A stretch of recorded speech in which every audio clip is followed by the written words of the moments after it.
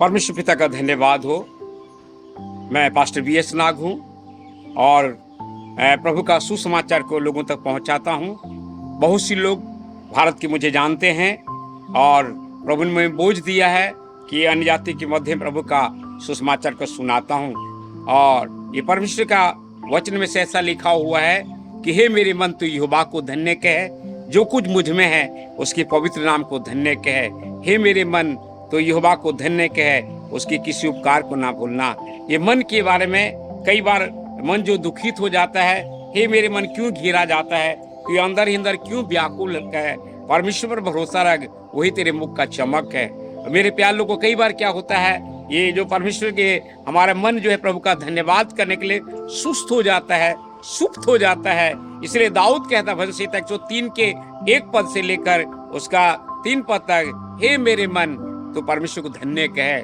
सचमुच में कि मन क्यों धन्यवाद कहना चाहिए। पहला कुरिन्थी 3 अध्याय 16-17 पद में लिखा है कि हमारे जो शरीर परमेश्वर का मंदिर है, परमेश्वर की आत्मा उसमें वास करता है। हमारा मन जो है ना कई बार धन्यवाद देने में वो सुस्त और सुप्त हो जाता है, धन्यवाद नहीं देता है। तो आपने क्या कहा, दाऊद अपने मन से कहता है, मन हे मेरे मन तू यहोवा को धन्य कह, क्योंकि तू सुस्त है, सुप्त है, निराश है, प्रतिकूल परिस्थिति में, विपरीत परिस्थिति में, दुख में, तकलीफ में, निराशा में, परिस्थिति में क्यों तू घिरा जाता है। परमेश्वर पर भरोसा रख, वही तेरे मुख का चमक है। वे मेरे प्यारे लोगों, मन तो सबसे अधिक धोखा देने वाला है, उसमें असाध्य रोग लगा हुआ है, उसका भेद को कौन जानता है। मैं यहोवा जानता हूँ, समझता हूँ और प्रत्येक व्यक्ति को उसके मन के अनुसार प्रतिफल दूंगा। यिर्मयाह 17 अध्याय 9 और 10 पद में लिखा हुआ है, सच में मन में असाध्य रोग लगा हुआ है। वो है पाप है, वो है जो कि अपराध है, गलती है। और ये सारे इस असाध्य रोग का इलाज करने वाला दुनिया में कोई नहीं है, केवल मेरे यीशु मसीह है। मन का जिसकी शुद्ध करने के लिए अपने लहू को बहा दिया, मन को पवित्र करने के लिए उसने बलिदान हुआ और मन को शुद्ध करना चाहता है, पवित्र करना चाहता है। उस मन में प्रभु को निमंत्रण दीजिए, मन में प्रभु को आने दीजिए। और इसे लिखा गया है कि मन प्रभु को दे दे, हे मेरे पुत्र, हे मेरी पुत्रियां, तेरा मन मुझको दे दे। उस मन में, हृदय में मैं वास करना चाहता हूँ। जब प्रभु यीशु मसीह हमारे मन में, हमारे मन का राजा होगा, हमारे मन का प्रभु होगा, तो हमारे मन भटकेगा नहीं। हमारे मन को प्रभु के हाथ में, हमारे मन को, जीवन को, आत्मा को उसके हाथ में हम समर्पण कर दें और उसके नियंत्रण में रहें, उसका वश में रहें, उसका कंट्रोल में रहें। क्योंकि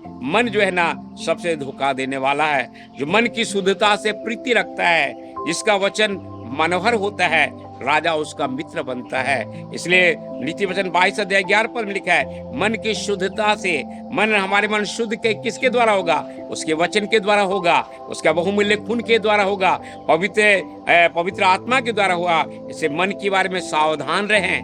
मन भटका देता है, मन बहकता है, मन क्या है, धोखा देता है।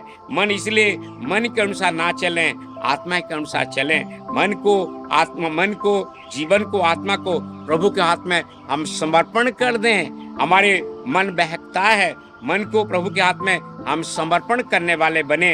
इसलिए लिखा है नीति वचन 4 अध्याय के 23 पद में, सबसे अधिक अपने मन की चौकसी कर, क्योंकि जीवन का मूल स्रोत तो वही है। लोग और चीजों की चौकसी करते हैं, घर की चौकसी करने के लिए कुत्ता को उसका क्या रखते हैं, निगरानी करने के लिए, बैंक की उसका लिए सुरक्षा कर्मी रहते हैं, गार्ड रहते हैं, परंतु मन की चौकसी के लिए, इसलिए नीति वचन का लेखक सुलेमान ने कहा, सबसे अधिक अपने मन की रक्षा कर, चौकसी कर, कि जीवन का मूल स्रोत तो वही है। इसलिए मेरे प्यार लोगों, हमारे मन को प्रभु के हाथ में समर्पण करने वाले बने।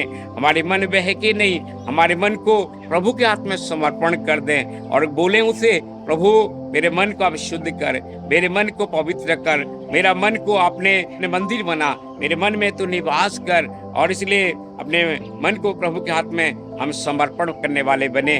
हम हमारे मन को प्रभु के हाथ में जब देंगे तो प्रभु हमको, उसने कहा, मैं तुम्हें नया मन दूंगा, मैं तुम्हें नया हृदय दूंगा। इसलिए प्रभु को समर्पण कर, प्रभु मेरा पुराना मन ले ले, प्रभु मेरा कठोर मन ले ले, प्रभु मेरे मन से प्रभु कपट को दूर कर, मेरे मन से छल को कपट को दूर कर, मुझे नया मन दे, नया हृदय दे, नया स्वभाव दे, मुझे संपूर्ण नया कर।